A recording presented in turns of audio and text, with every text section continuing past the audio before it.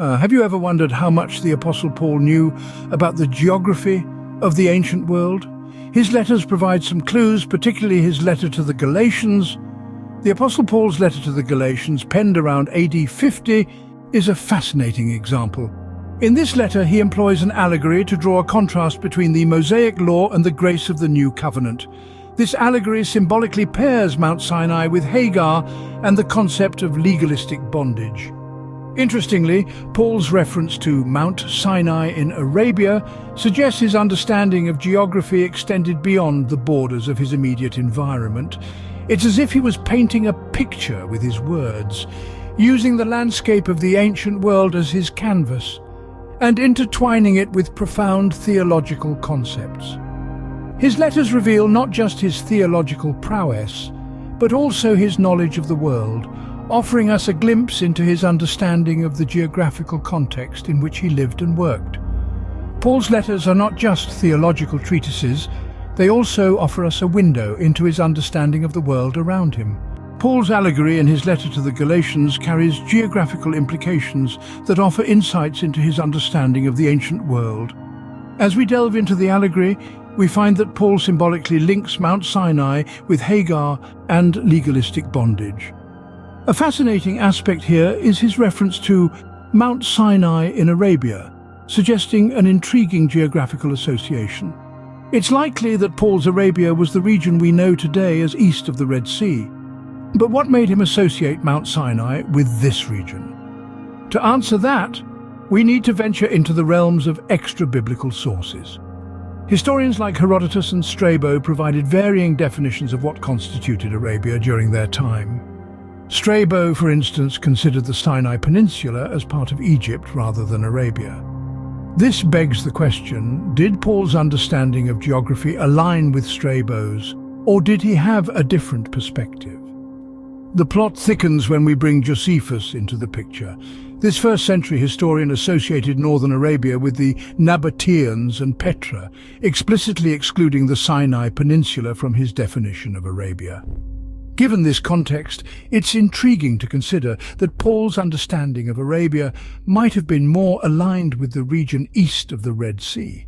So we see that Paul's allegory is not just a theological discourse, it's also a window into the geographical understanding of the ancient world. This understanding was not static, but was shaped by the broader cultural, historical, and geographical context of his time. Paul's geographical knowledge, as reflected in his allegory, was likely shaped by the broader cultural and historical context of his time. The term Arabia was not uniformly defined in the ancient world, and Paul's understanding of it may have differed from that of other contemporaries. Consider the historian Josephus, who lived in the years following Paul. His writings paint a picture of northern Arabia that is intimately tied to the Nabateans and their capital, Petra. Notably, his definition excludes the Sinai Peninsula, a key element in Paul's allegory. On the other hand, Paul's letters suggest a different geographical perspective. His reference to Mount Sinai in Arabia indicates that he likely associated Arabia with the region east of the Red Sea.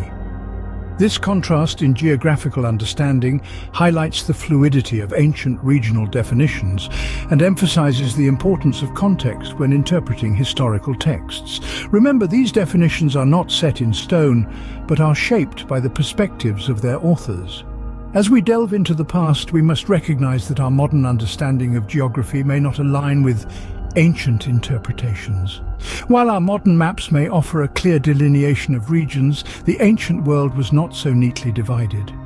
Paul's letters offer more than just spiritual guidance. They also provide a glimpse into his understanding of the world. His writings, rich in cultural and historical context, reveal a unique perspective on geography. In his letter to the Galatians, Paul uses an allegory that paints a vivid geographical picture. He associates Mount Sinai with Arabia, a region he likely understood to be east of the Red Sea. This understanding, however, was not universal. Extra-biblical sources like Herodotus and Strabo had varying definitions of Arabia. Strabo, for instance, considered the Sinai Peninsula a part of Egypt. Yet despite these differing views, Paul's geographical insights remained consistent. His association of Mount Sinai with Arabia not only showcases his geographical knowledge, but also underscores the cultural and historical context that likely shaped his understanding. As we journey through Paul's letters, we not only traverse the landscape of his theology, but also the geography of his world.